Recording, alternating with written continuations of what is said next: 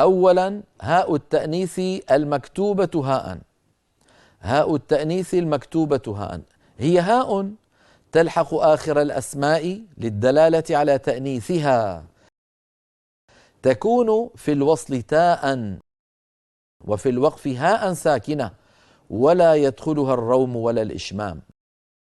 نحو رحمة، المكسورة والمكسور قلنا فيه روم، فهل نروم هنا؟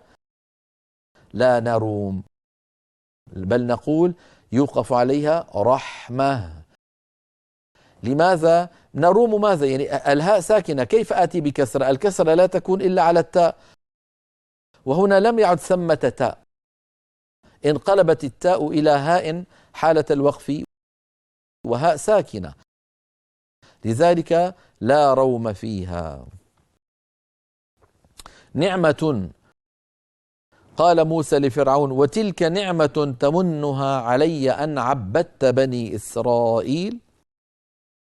نعمة منونة مرفوعة يوقف عليها نعمة، فلا روم ولا إشمام فيها، لأن التاء المربوطة التي آخرها ضمة وتنوين رفع انقلبت إلى هاء ساكنة حالة الوقف.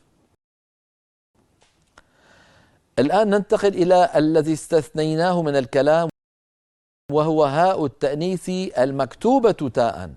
كتبت بعض هاءات التأنيث في المصحف الشريف بالتاء المبسوطة على لهجة بعض العرب الذين يقفون عليها بالتاء، وروى حفص الوقف عليها اضطرارا أو اختبارا.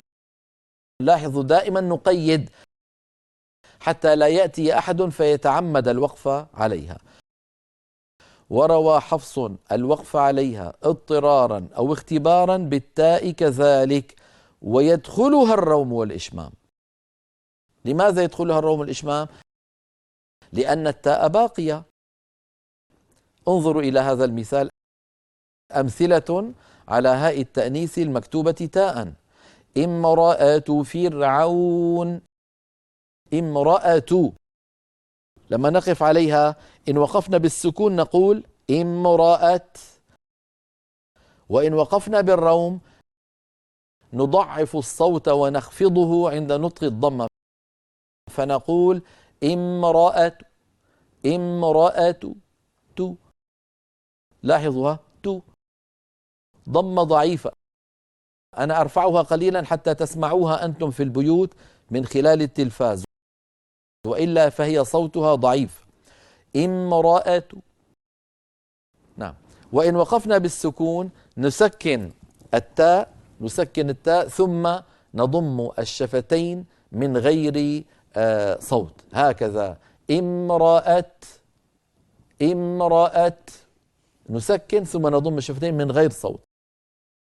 لا يدركه المكفوف، لو كان في المجلس مكفوف لا يدرك هذا الضم لأنه لا أثر له في السمع. نعود إلى لوحتنا التي تبين أمثلة لهاء التأنيث المكتوبة تاء.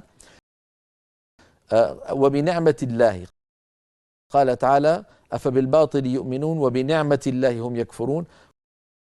وبنعمة الله هنا نعمة مكسورة والكسرة فيها روم فقط ليس فيها إشمام، يوقف عليها بالسكون أو بالروم.